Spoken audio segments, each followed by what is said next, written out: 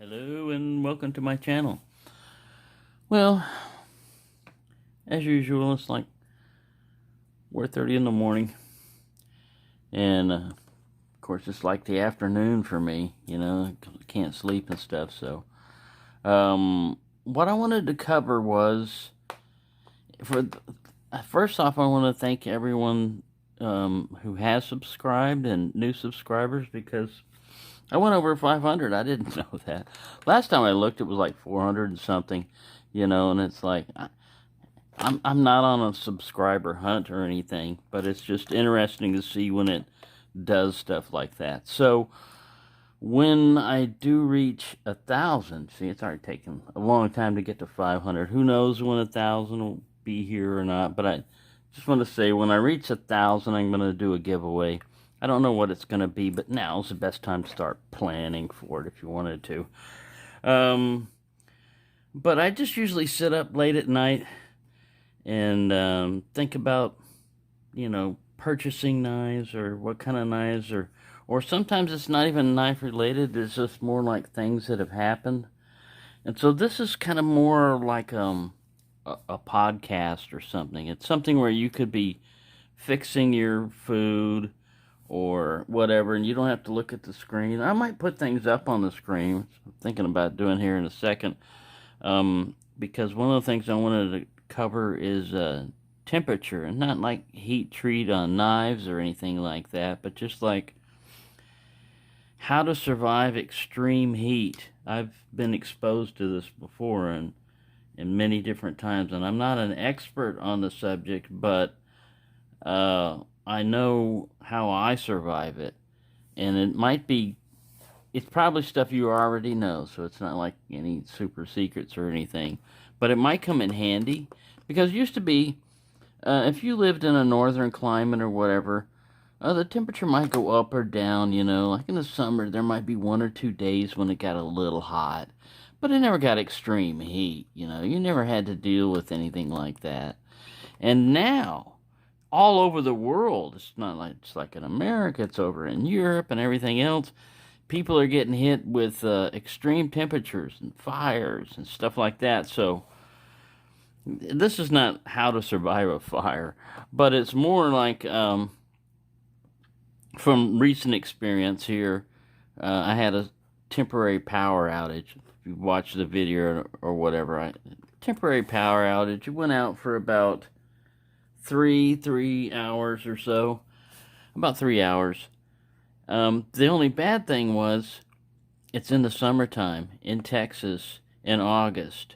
So this is our hot time. July and August are usually our hottest times, and temperatures can reach well over 100 degrees, or like 40 degrees centigrade easily. And if you've got air conditioner and ceiling fans and everything else, you can survive. But when those go out, you've got no electricity and no fans and no. You can try to open up the door, which I did, to the porch. All my windows face one side, and the only other door that opens, that possibly could allow some air, is the front door. And my apartment is on upstairs, so if you come up, if you're going to any of the other apartments, like there's 3 other apartments in the balcony, you come right past my door if the door is up. So just walk right in, and that's not cool. So I always keep that door shut. So there's not much air can get in here. So one of the things that you have to do, to be able to survive extreme heat, one thing that's really important is water. And not just inside you, but outside you. Inside you is very important. Like if you know you're going to be doing something strenuous, you're going to get out there and it's hot, and you're going to get out there and cut down all them bushes. Well, if you know in advance, pre-hydrate, start drinking water before you go out there. And then limit your exposure. A lot of times you have a choice of times when you can do this, And if you sit out there and wait until, it's like in the afternoon, the hottest part of the day, and you get out there and, well, it's just got to be done. Why does it got to be done right then? It's probably because you put stuff off, or you didn't do it. So if you just plan in advance and get it early in the morning, you could avoid some of all this. But if you have no choice, like I did, I had no choice. It was either, like working in B-52s that had no windows and, all blacked out and sitting on concrete and just the sun baking down on them. Or, in the case of Ratco, working in a unair conditioned environment in Texas in the middle of the heat with high humidity, and the only thing they had to combat that were fans, and not always aimed at you, or a fan after a certain point is just blowing hot air at you like a hair dryer, especially when the temperature is over 100. So what I did, I have some pictures I'll put up, but I had one of those. You can use a bandana. Usually a bandana will save your ass. And that's what I did for this blackout here. Even though the power went out and everything is all electric, the water was still working.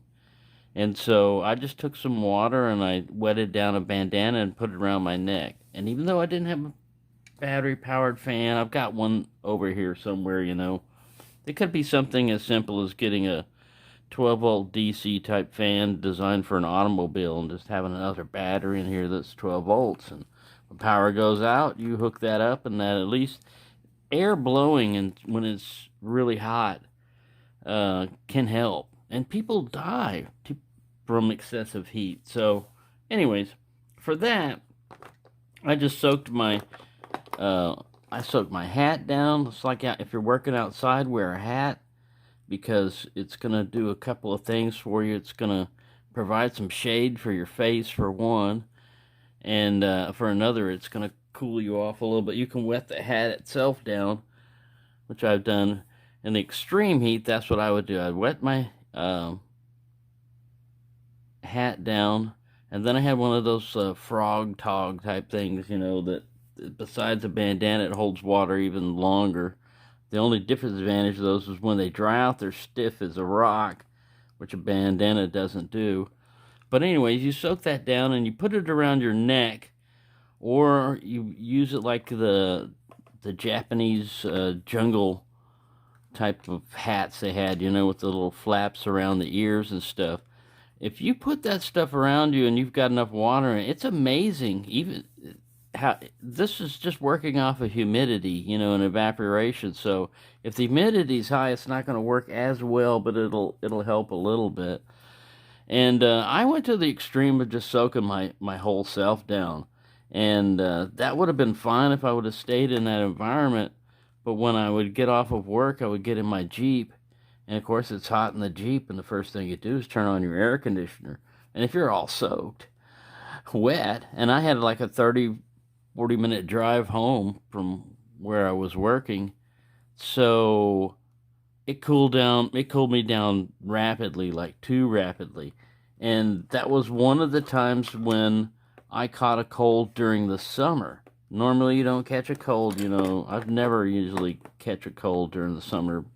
Hardly catch a cold anytime, but I caught one. This is pre-pandemic. I caught one in the summer, and I figured it out. It's because, it's not so much the heat, but people have died at that factory. That factory, we had a maintenance guy that after I left, he died there from the heat. It was just too hot. But anyways, that's all I'm saying. Protect yourself from the heat as much as you can.